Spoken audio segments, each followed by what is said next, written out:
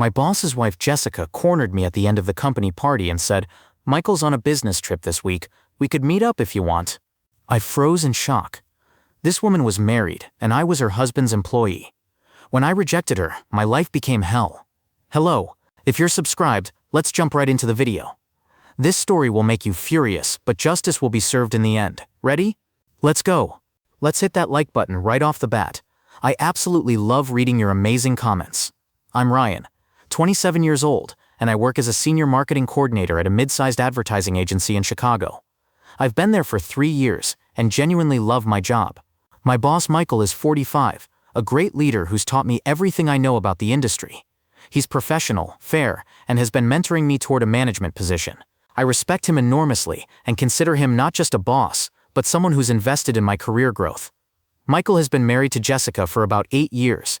She's 38, works part-time as a yoga instructor, and is honestly very attractive. She occasionally shows up at company events, holiday parties, summer barbecues, that kind of thing. I'd always thought Jessica seemed nice enough during these brief interactions. She was friendly, asked about my work, and seemed like a supportive wife to Michael. Nothing ever seemed inappropriate or out of the ordinary. That all changed at our annual company holiday party. The party was held at a nice hotel downtown. About 50 employees plus spouses were there. It was a typical corporate event: good food, open bar, awkward small talk, and a few people who had too much to drink. I spent most of the evening networking with colleagues and chatting with clients who had been invited. Michael gave a speech thanking everyone for a successful year, and Jessica stood beside him looking proud and supportive. Everything seemed normal. As the party was winding down around 10 p.m., I was near the coat check area saying goodbye to some coworkers. Most people had already left, and I was getting ready to call an Uber. That's when Jessica appeared beside me. "Ryan, do you have a minute?" she asked with a smile. "Of course," I said, assuming she wanted to chat about work or thank me for something. She guided me toward a quieter corner near the hotel bar area, away from the remaining party guests. "I wanted to talk to you privately," Jessica said, standing closer than normal. "Sure, what's up? You've been doing such great work lately. Michael talks about you all the time at home." "That's nice to hear," I said, still not sensing where this was going. "You know, Michael's going to be traveling a lot over the next few months. Big client in Denver needs a lot of attention." "Yeah, he mentioned that project.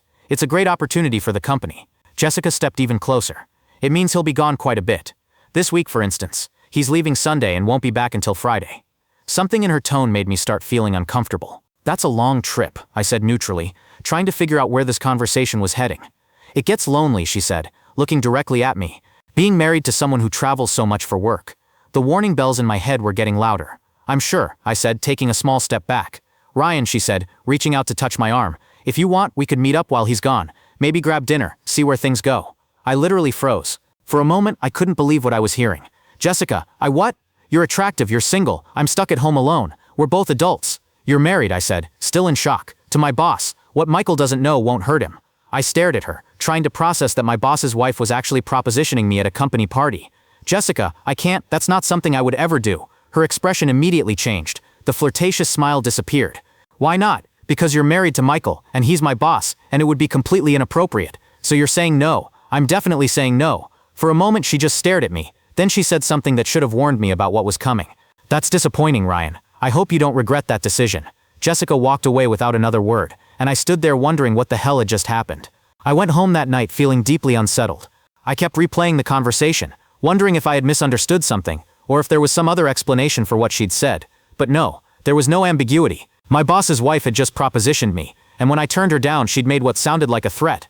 I spent the weekend anxious about seeing Michael on Monday. Would Jessica tell him some twisted version of what happened? Would she claim I had approached her? But Monday came and went normally. Michael was his usual professional self, asked about my weekend, discussed upcoming projects. No mention of the party or Jessica.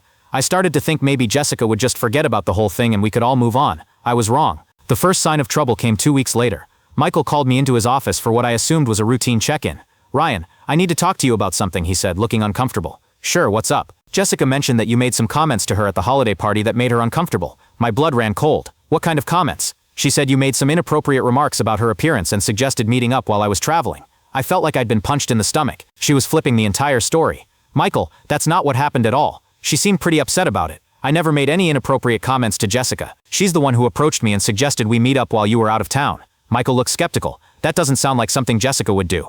"I understand why you'd find it hard to believe, but that's exactly what happened." I turned her down immediately. "Look, I'm not trying to take sides here, but Jessica was pretty shaken up about whatever happened. Michael, I have enormous respect for you and for your marriage. I would never ever make inappropriate advances toward your wife. He was quiet for a moment, then said, I believe you wouldn't intentionally do something like that. Maybe there was just a misunderstanding. Maybe, I said, though I knew there had been no misunderstanding on my part. Let's just be extra professional going forward. Avoid any situations where there could be confusion. Absolutely, I agree, but I could tell that Jessica's version of events had planted seeds of doubt about me in Michael's mind. Over the following month, Jessica's sabotage campaign became more sophisticated. She started showing up at the office more frequently, always with some excuse, bringing Michael lunch, dropping off dry cleaning, meeting him for coffee. But she'd make sure to interact with me in front of other colleagues. Oh, hi Ryan, she'd say loudly when she saw me. How are you doing? Then she'd act slightly uncomfortable, as if my presence made her nervous. To anyone watching, it looked like I made the boss's wife uncomfortable, which supported her narrative that I had behaved inappropriately toward her. She also began making subtle comments to Michael about me that he'd occasionally reference. Jessica mentioned that you seem stressed lately. Everything okay at home? She noticed you've been working late a lot, making sure you're not burning out. Each comment was framed as concern, but the subtext was clear. She was monitoring my behavior and reporting back to Michael. The situation escalated when Jessica started involving other people in her narrative. During a company barbecue at Michael's house, I overheard Jessica talking to Sarah from HR. I just feel so uncomfortable around some of Michael's employees, she was saying. There was this incident at the holiday party. She didn't name me specifically, but she was clearly building a case that one of Michael's employees had behaved inappropriately toward her. Later that same evening, I noticed Jessica talking quietly with Jennifer, another manager at our company. When I walked past, their conversation stopped abruptly. I was starting to realize that Jessica was systematically building a reputation for me as someone who had crossed boundaries with her. The impact on my work relationship with Michael became increasingly obvious. Projects that I would normally handle independently were being reassigned or required additional oversight. Michael's feedback became more critical and less supportive. During team meetings, he'd interrupt me more frequently or dismiss my ideas more quickly than he used to. Most concerning, I learned that I was no longer being considered for the management position that Michael had been preparing me for. We've decided to look at external candidates, he told me when I asked about it. Is there something about my performance that's concerning you? It's just we think some fresh perspective from outside might be beneficial right now. I knew the real reason. Jessica's campaign had been successful in undermining Michael's confidence in me. 3 months after the party, Jessica made her most brazen move yet. I was working late one evening when she showed up at the office around 8 p.m. Michael was in Denver for the week, and the office was mostly empty. Oh, she said when she saw me, I didn't expect anyone to still be here. Just finishing up some reports, I said, not looking up from my computer. Michael asked me to pick up some files from his office. I nodded but didn't engage further. I had learned to minimize any interaction with Jessica. But instead of going to Michael's office and leaving, she lingered near my desk. Ryan, I think we should talk. I don't think that's a good idea. This tension between us is affecting Michael. He's noticed. The only tension is what you've created by lying about what happened at the party. I didn't lie about anything. Jessica, you know exactly what you did. You propositioned me. I said no, and now you're trying to destroy my career. That's a very serious accusation. It's the truth. She was quiet for a moment, then said, It doesn't matter what the truth is, Ryan. Michael believes my version, and if you keep pushing back on this, I'll make sure he believes even worse things about you. What's that supposed to mean? Sexual harassment is a very serious offense. Companies have to take these allegations seriously, even when they involve valued employees. The threat was unmistakable. If I didn't stop defending myself, she'd escalate her accusations to formal sexual harassment claims. But she had made one crucial mistake. I had been recording our conversation on my phone. As soon as Jessica left that night, I immediately backed up the recording to multiple locations, my personal email, cloud storage, and a thumb drive I kept in my car. The recording was incredibly damaging to Jessica. She had essentially admitted to lying about the original incident and threatened to make false sexual harassment accusations if I continued to defend myself. But I knew I had to be strategic about how to use this evidence. I couldn't just walk into Michael's office and accuse his wife of trying to seduce me and then frame me for harassment. Instead, I decided to wait for the right moment when the truth would have maximum impact. That moment came 2 weeks later during a company meeting where Jessica's behavior finally went too far. Michael was presenting our quarterly results to the entire team when Jessica walked into the conference room unannounced. Sorry to interrupt, she said, but Ryan, could I speak with you privately for a moment? Everyone in the room turned to look at me. It was clearly inappropriate for the boss's wife to interrupt a company meeting to single out a specific employee. We're in the middle of a presentation, I said politely. It's important, she insisted.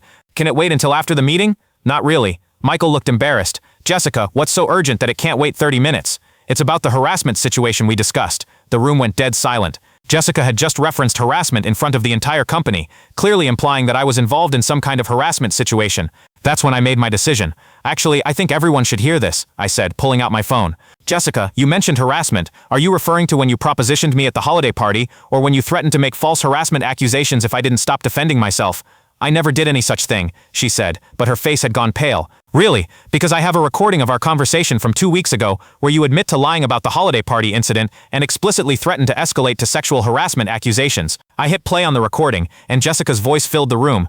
"It doesn't matter what the truth is, Ryan. Michael believes my version, and if you keep pushing back on this, I'll make sure he believes even worse things about you. Sexual harassment is a very serious offense." The room erupted. Michael stared at his wife in complete shock. Several colleagues looked between Jessica and me, trying to process what they'd just heard. Jessica tried to salvage the situation. "That recording was taken without my consent. It's probably illegal." "Actually, Illinois is a one-party consent state for recordings," said Jennifer from HR.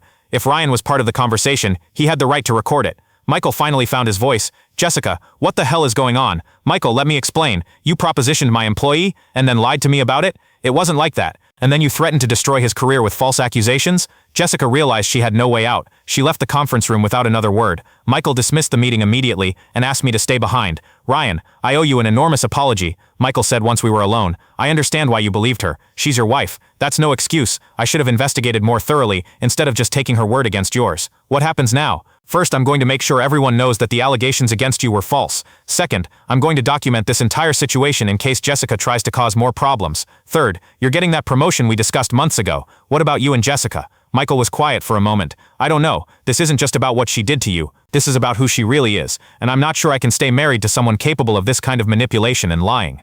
Michael and Jessica divorced within 4 months. During the proceedings, it came out that this wasn't the first time Jessica had behaved inappropriately with other men. I was promoted to marketing manager, and now oversee a team of 5 people. My relationship with Michael returned to normal, and he eventually started dating someone who actually respects him. Jessica struggled to maintain relationships and employment after word spread about her manipulative behavior. This experience taught me that maintaining your integrity, even when it's costly, is always worth it. The recording that saved my career happened because I refused to be intimidated by Jessica's threats. Document everything when dealing with false accusations. Without that evidence, it would have been my word against the boss's wife. Most importantly, people will sometimes try to destroy you simply because you refuse to enable their bad behavior. But the truth eventually emerges, and justice is served. Jessica's lies caught up with her. I got the promotion I deserved, and Michael learned who his wife really was before it was too late. Thanks for this story. Have you ever been in a situation where someone tried to compromise your professional integrity? I'm curious how you handled it in the comments. Don't forget to like, subscribe so you don't miss these drama stories. See you in the next video.